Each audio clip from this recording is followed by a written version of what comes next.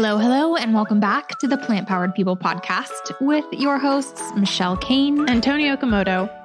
We are very excited about the new year, and every year we set goals. Michelle is actually a big advocate for, she's always telling me at least, to manifest my dreams and to plan them out and to have resolutions. And it's something that we both feel strongly about. So this time we're talking about manifesting good health and putting good practices into place to make that happen for yourself. Right. This is one of the most common New Year's resolutions is I'm going to be healthy. And so often we start with the best of intentions and oftentimes are very successful in the very beginning of the year.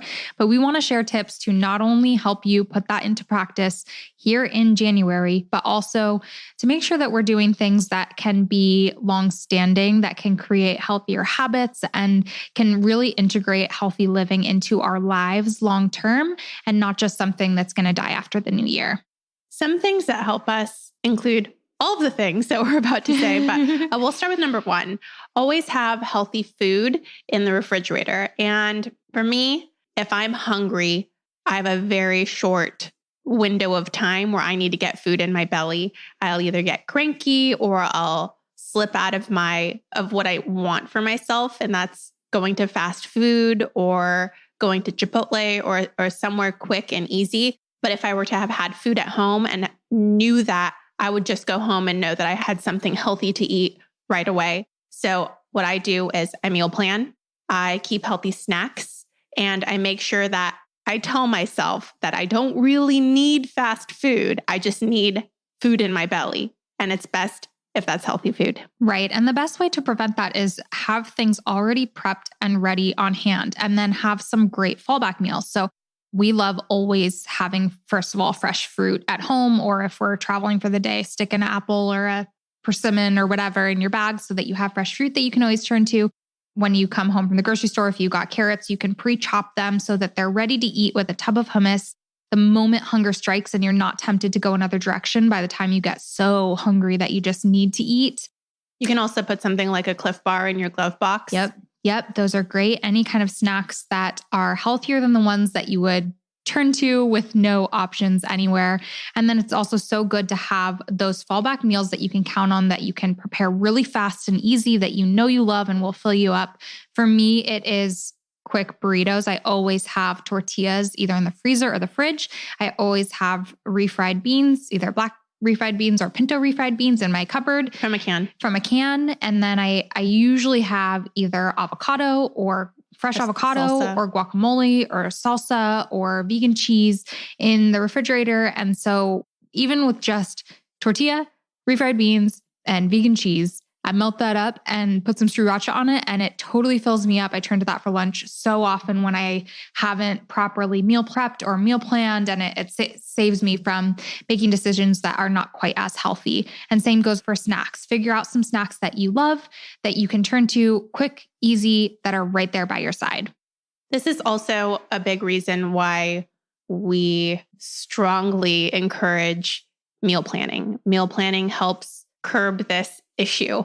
And actually we have a whole episode coming out on it, but some of the quick things that we recommend are pasta. What I like to do is I'll cook a batch of spaghetti or 2 batches, and then I have the noodles ready to go for me. And I just add the sauce later. And sometimes I'll warm it up with some frozen peas or some frozen broccoli, and boom, I have a very quick, easy dinner. Yep. Or soups. You can stick those in the fridge that you can just microwave when you get hungry, and you don't have to cook a whole home cooked meal from scratch when you're hungry. When I'm hungry, there is no way I'm about to step in the kitchen for a 20-minute and wait 20 minutes before I eat something. Like, I need to eat now. And so having all that stuff prepared is so, so helpful. And if you're going to start somewhere simple, just make a grain and build off of that when you're home from work. Make a batch of brown rice or a batch of quinoa, and then add your canned beans and some chopped tomatoes and avocado. And boom, you have a healthy dinner. Yep. Yeah. So when it comes to grocery shopping and getting yourself the ingredients that you need to be able to do all of this, our biggest tip is shopping the perimeter of the supermarket. So if you want to be eating healthy, that means a lot of whole foods. That means a lot of fresh fruits and veggies. and foods that you're going to find in the perimeter of the supermarket. You go to the interior aisles and you start finding a lot more processed stuff with ingredients you can't recognize, with additives and lots of oils and all sorts of stuff in there that's not necessarily the most healthful thing, even if it's vegan and plant-based. So as much as you can while you're trying to be healthy, shop the perimeters of the supermarket. But I also want to say the frozen aisle is really great. A lot of people feel like they need to buy all fresh fruits and veggies, and that can lead to a lot of food waste and can feel kind of overwhelming when you have to prepare a meal.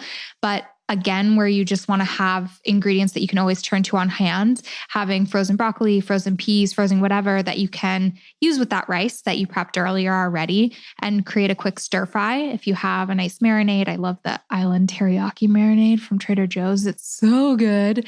And so you can quickly stir fry something up and have a really wholesome, filling meal.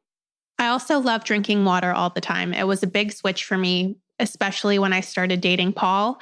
Paul does not like juice or soda. He thinks it's full of sugar and it's going to cause me to be much more unhealthy, especially because type 2 diabetes is very common in my family. I should watch my sugar intake. And so I have moved over to never drinking soda, very rarely drinking juice, but always drinking water when I can.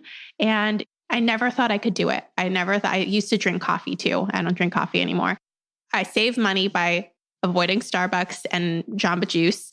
And I also use less plastic because I'm conscious. I always bring my water bottle and it's just generally healthy. Yeah, beverages are a big place where we spend a lot of our unhealthy intake without really consciously realizing it. You go out to dinner or you're eating dinner at home and you just open a can of soda and you don't really think about this is putting spoonfuls of sugar into your body. You know, you could eat cake and have less sugar. So when you're thinking about already trying to be healthy, we're big fans of allowing yourself to eat some comfort foods and not being in a place of deprivation. And beverages are generally a really easy one to swap out without having to feel like you're suffering. So I've also changed a lot to drinking mostly water. But for me, I also really like sparkling water. Like LaCroix have been really, really awesome. It feels like you're drinking something a little bit more decadent and special.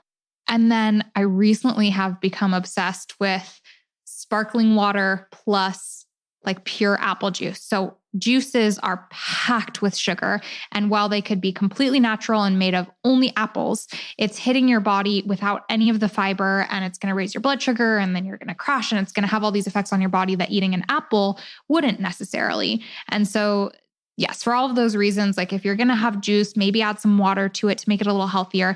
But when you add about half pure apple juice and half sparkling water like LaCroix, it tastes, I kid you not, like the best natural soda that is so yummy and good. And it makes everything a little bit healthier. So that's like a nice treat option. It's also something that Dan has been making for us while we've been working on projects. Dan is Michelle's husband. And I agree, they are delicious. Yeah, it's a pregnancy-friendly drink if you like cocktails or anything like that, but you're pregnant or you just don't like drinking beverages, it's a nice, like really specialty thing that you can make.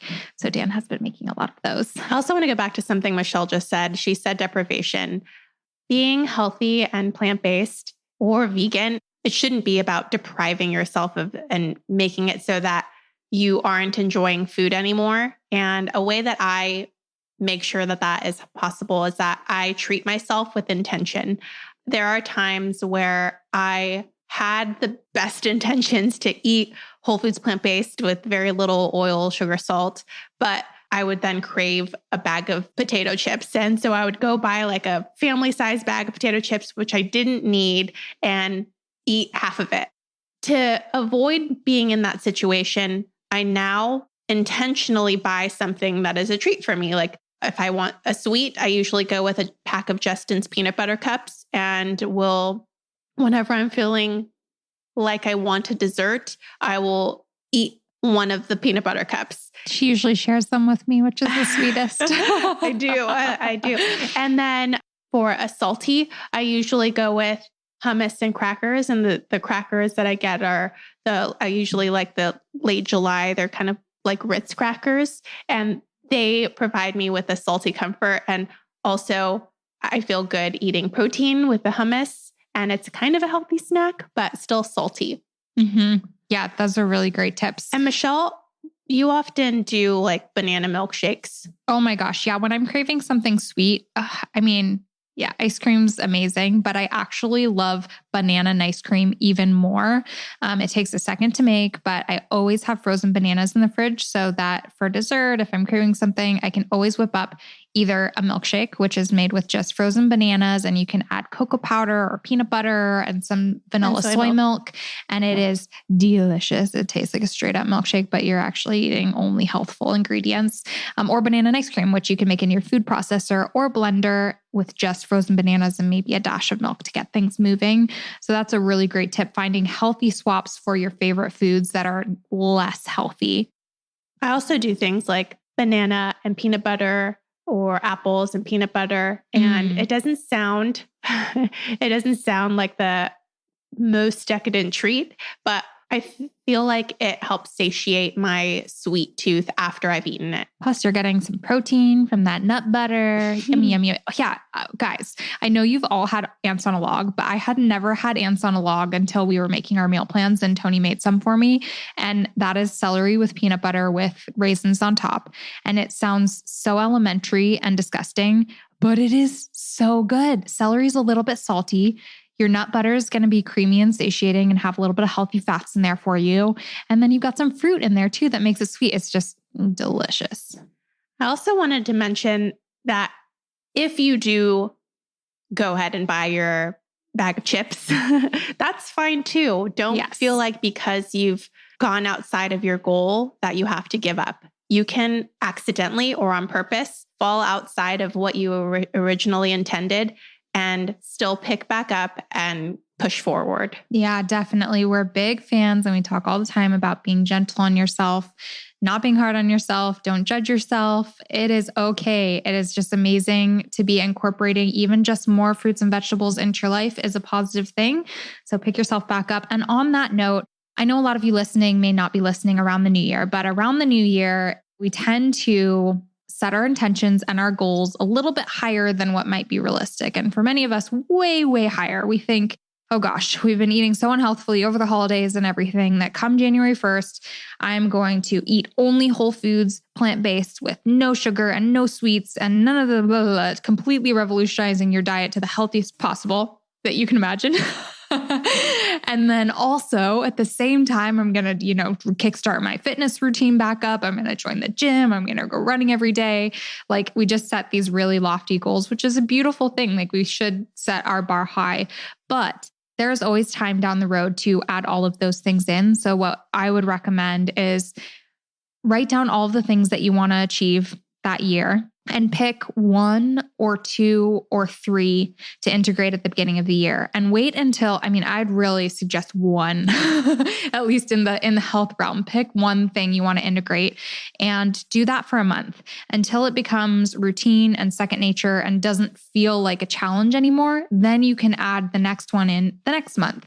And that will make things much more sustainable. You won't feel so overwhelmed. And a lot of times when you're eating differently and way healthier, everything's different. You have to eat different amounts of food. Your energy changes. You might feel sluggish. And if you're trying to work out at the same time as you're eating differently, they can kind of sabotage one another. So pick one thing to start with and then add the others on later.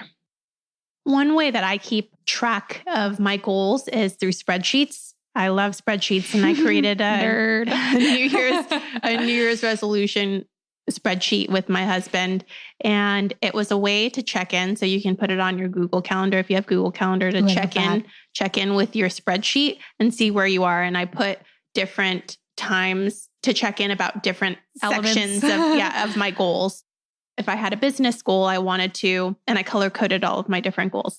And so that was a way for me to focus and prioritize my goals. So maybe I can be a little bit more ambitious and they may fall by the wayside, but I have prioritized them. And so I'll focus on 3 and then have some minor goals that I hope to get to, but I won't focus all of my energy and attention. If I have space in my life to go back and focus, I can use my spreadsheet to remind me that, hey, I'm doing really well on my health goals. Maybe I can now focus on my business goals. And that has helped me a lot stay on track, because sometimes I even forget what my goals were. If I'm not writing them down, like you said, I forget what I wanted. I love that idea of putting it in your Google Calendar because it's true. Like we have so many ambitions in the beginning of the year and very rarely do we check in month after month. So I think that's a great idea. Write down all your goals, the ones that are really important to you to accomplish that year. Put something at the beginning of each month or on a certain date that's like, all right, checking in on this goal or starting this goal now. And it doesn't all have to be started at the beginning of the year. You can set little check marks for yourself. That's a beautiful tip. I'm totally going to do that this year. Can we do like a goal planning session? Yes. Okay, I would like that. We'll podcast it. Yeah. And speaking of which, finding a partner or keeping yourself accountable. I think having an accountability buddy is super, super important. And if you're trying to do things on your own, you make your own goals in your head and you're trying to achieve them, you end up sort of fighting with your own brain of trying to keep the willpower to keep going on something. But as soon as you let someone else in on that goal, even if they're not doing it with you, just to share it with a friend, share it with a family member, or share it on the internet, share pictures of what you're doing, whatever it is, then you become accountable to someone outside of you. And it makes it surprisingly a lot easier to make decisions and to stick with your goals. Yes. And we can't control the people we have in our lives. And sometimes they're not always the most supportive. You can find your support system outside of your home, outside of your social circles. You can find them virtually. And I see that all the time on the Plant-Based on a Budget support group and on the Plant-Based on a Budget meal plan support group. People are in these in-person lives where they may not have people who are rooting for them and may even be discouraging them. So they've found online communities to share their concerns, to share their goals, to share before and after pictures, like whatever they want to share with someone. They have a whole online community who is rooting for them, even if they don't know them in person, which I think is so beautiful. Yeah, that really is. Along that line, also kind of making sure you're curating the content that you follow. So if you're on Instagram, for example, and you've been on there for years, you're probably following a lot of different food accounts. And some of those are in line with your goals currently, and some of them are very much not. And so going through and making sure to kind of like clean up your space and then the news that is entering your head, the food photos that you're seeing every day, to be supportive of where you want to be and where you're going rather than making it even harder for yourself. So figure out some great accounts to follow on Instagram, and then also support yourself with all of the other online resources out there, which we'll talk about in a moment. I wanted to mention, this is a little bit irrelevant to what we're talking about, but I follow this podcast called the Food Blogger Pro Podcast, and Michelle follows it as well. So good. It is really good if you're wanting to start a food brand, blog, social media presence, podcast, everything. They provide helpful tips and resources and have been tremendously helpful in helping both Michelle and I.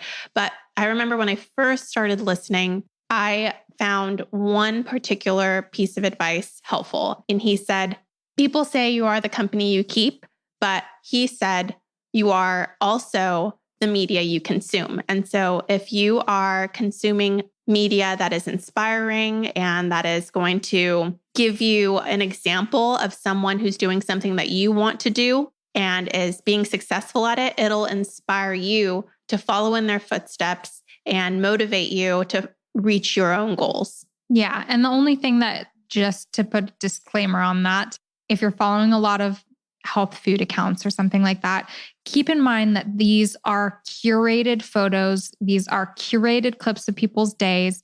Just because all they're sharing is beautiful smoothie bowls doesn't mean that's exactly what they're eating every day. We all slip up. We all, not even like slip up. We all just like having balance is really, really important, and being kind to yourself is important. And if you surround yourself by only perfection, just don't fall into the trap of expecting that of yourself, because that's nobody's life. But with that disclaimer, I think it can be really, really helpful to surround yourself by inspiring things. And you don't need to only follow influencers. You can follow people who are part of the support groups that you belong to, who are maybe health professionals who are not in their yoga outfits looking super cute, eating their smoothie bowls. There are so many different types of people to follow, and you can pick and choose what is going to be motivating to you. Definitely. So now we want to talk about some resources that can be really helpful when you're maybe struggling a little bit, need some motivation, inspiration, something to kickstart you back into that enthusiasm that you had on January 1st. And the first one is watching documentaries. Documentaries can be a huge source of inspiration. Even if you've seen them before, rewatching a documentary can help reignite the flame that inspired you to do this in the beginning. So some of our favorites are the brand new documentary Game Changers. I mean, it's not exactly brand new, but it's on Netflix. All of these documentaries are on Netflix, basically free to watch. So the Game Changers is a really, really great one. It shows a lot of top level athletes who eat plant-based and are experiencing incredible health and gains from that. The film What the Health that Tony is in. And that's also one that we regularly hear on the podcast of what inspired people to become plant-based. Yeah, I'd say it feels like at least 50% of people going plant-based are there because of the film What the Health. If you haven't seen that already, it really is a must-see as any human being ever, anywhere. Watch What the Health for sure. Forks Over Knives is I think of that as the earlier generation of What the Health. It's also packed with lots of inspiring inspiration, but it's a little bit of an older film. Another one is Fat, Sick, and Nearly Dead, especially if you're struggling with a disease or illness like diabetes or something that food can be the answer. That can provide some inspiration there. It talks a lot about juicing, and yep, that one's very inspiring. And then there's our mini documentary. If you don't have a lot of time to watch a documentary, you can spend 10 minutes and get 13 minutes and get a very healthy dose of inspiration. It's the 7 days documentary with our dear friend Raul. And that's the shortest, quickest way to get a great dose of inspiration. You can find that at 7daysdoc.com or look up 7 Days Documentary online and you'll find that. There are also a lot of inspiring books. We hear a lot of people who have been so moved by the book, How Not to Die, that they've adopted a plant-based diet. And I feel a little bit biased because I'm also just a fan of nutritionfacts.org, which is the author of that book. He creates YouTube videos, which we'll talk about in a second, but Dr. Michael Greger. Dr. Michael Greger. He is just a wealth of knowledge and breaks down information in layperson terms and helps you easily digest tough evidence-based research. Yeah. And How Not to Die basically goes, is it disease by disease? Mm-hmm. And then each of those chapters talks about what specific foods or spices or whatever you can be eating to boost your health and nutrition and best keep your body suited to fight off and combat specific diseases. And what I like about the approach is crowding out bad foods with good foods. And so it's, for example, they have the Daily Dozen app and they talk about the Daily Dozen in the book, but it's a list of a dozen things that you should eat to improve your health. And by every day, by doing so, you're crowding out a lot of the bad foods with the good foods. Yeah, we actually created a whole meal plan around the Daily Dozen, and you can find that at plantbasedmealplan.com. And it was very fascinating eating that way for a week because it is really hard to find room in your stomach anymore for chips or chocolate or whatever when you're packing so much nutritious food in there. You just don't want the not good stuff. So that's a really great one. Prevent and Reverse Heart Disease. Have you read that one, Tony? I haven't. It is one of my favorite books of all time. It is written by Dr. Caldwell Esselstyn. He was a heart surgeon at the Cleveland Clinic and then just got frustrated that I think his patients, when you're treating someone with a bypass surgery or whatever, it is not an actual fix of the problem. And they oftentimes ended right back on a surgery table for another bypass or died. And so he shifted to focusing on preventative medicine and found a plethora of experience and research and beyond the power of plants to actually heal and reverse and prevent heart disease. Anyone that you know who's struggling with heart disease, who has it running in their family, that is an incredibly impactful book. Highly recommend it. Definitely pick up a copy. And then the last book that we want to recommend is The China Study. The China Study is another great one, one of the largest nutrition studies ever conducted, and focuses more on cancer. So if you know anyone struggling with cancer, highly recommend that book. I will say that it is a little bit heavier to read. It's packed with information, packed with information, and it's pretty big. But also cool thing, Michelle and I have the same publisher. Oh yeah, Ben Bella. Hey, Ben Bella. And so that's really cool. Yep. We love podcasts, obviously, and you can find good episodes that are super inspiring on our podcast. Two that I really felt inspired by were Karen Brockway and Eric O'Gray. So go back. You can find them in wherever you're listening to this podcast, or you can go and read about them on plantpoweredpodcast.com. We share their stories and pictures and other resources, how to find them. They're both amazing and have reclaimed their health through diet. Yep. So powerful. Another podcast that is really great if you're interested in health and nutrition or just looking for some healthy motivation is the Rich Roll podcast. Very well-known podcast. And Rich Roll is an amazing professional athlete. I think he was like one of the 100 fittest men in the world or something like that. And he has tons of amazing resources and guests on that show that are very inspiring. But you can just type in plant-based and read the reviews. And there are a lot of good podcasts right now. Yep. And then, of course, there's YouTube. That's Michelle's my platform, my home platform. That's for those of you who don't know, Michelle got started on YouTube way back when. I was watching some of her earlier videos, which unfortunately she has since taken down. No thanks to me. Tony's like, I'm watching all your first ever videos. And I'm like, oh my God, people are watching those. And I went and took them down. Oh my gosh, they are the They're best. so bad. They're so bad. No, by guys, bad, don't go listen. Well, they're gone now, unfortunately. Yeah, but there's still early ones around.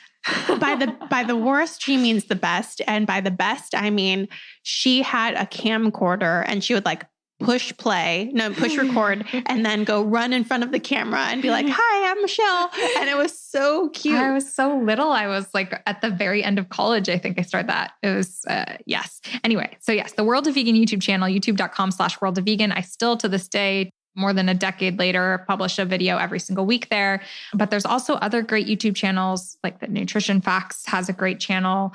And you can find just a ton of bloggers who are sharing healthy inspiration on there. And in the same way you use Google, you can look for a recipe on there and get a video tutorial or a how-to. There are lots of small tips, and Michelle and I have even included them on her YouTube channel. Yep. I really love watching what I eat in the day videos because it feels like you're watching just like an episode of a reality show. I love taking baths. I know I'm weird. Like all the time. You will not see Michelle taking a bath on her YouTube channel. No, you will not. But I'll like draw a bath and then I'll pull over this little poof and I'll put my little ottoman thing. And then I'll put my laptop up to it. And I'll just like be chilling, relaxing in the bath. And then I'll watch videos of just like people I subscribe to on YouTube. But it's a great way to have some me time, rest up, chill, get warm and cozy, and then also be filling your head with positive, inspirational things. And what I eat in the day videos are really great. I also have a bunch of YouTube channels that I do follow that I think are really positive examples of food. And I can't think of them off the top of my head right now, but I will include those in the show notes. Cool. Well, we hope that you have been totally inspired. Just remember to be kind to yourself, be kind to those around you who may not be super supportive of what you're trying to accomplish, and understand that it's a journey for everybody. Yeah. And make sure to have fun. I mean, the point of eating healthy is not to make ourselves suffer through the year. The point is to make us feel better, have more energy, love life more, be able to do more things, be on this planet longer, be able to be there for the people that we love and care about. There are so many benefits, and it is so delicious when you learn how to do it, and it just becomes second nature and no longer a challenge. So hang in there, guys, who are trying to eat healthy and have fun with it. And Happy New Year. Happy New Year. Thank you guys so much for listening. As always, you can find all of our other episodes and show notes and beyond at plantpoweredpodcast.com. And you can sponsor this podcast to help make it continue on forever and ever and ever through Patreon at patreon.com. And that's something where you can... Michelle just says, Google it. Patreon.com/plant-powered-people. Just try and find us. We're going to make it as hard as you possibly can to contribute $1, but through that platform, you can contribute as little as $1 a month to support the show. And it means the world to us and really does help a lot. There's a lot of expenses relating to podcasting, if you can believe it, beyond even just like the investment of equipment and everything. We're so, so grateful for our patrons. Thank you so much to everyone who's already contributed. And if you feel inspired, it would mean the world to us. All right. Hope you guys have a beautiful rest of your January, if that's when you're listening. Otherwise, hope your year is growing amazing. We love you lots, and we will talk to you in the next episode. Bye. Bye.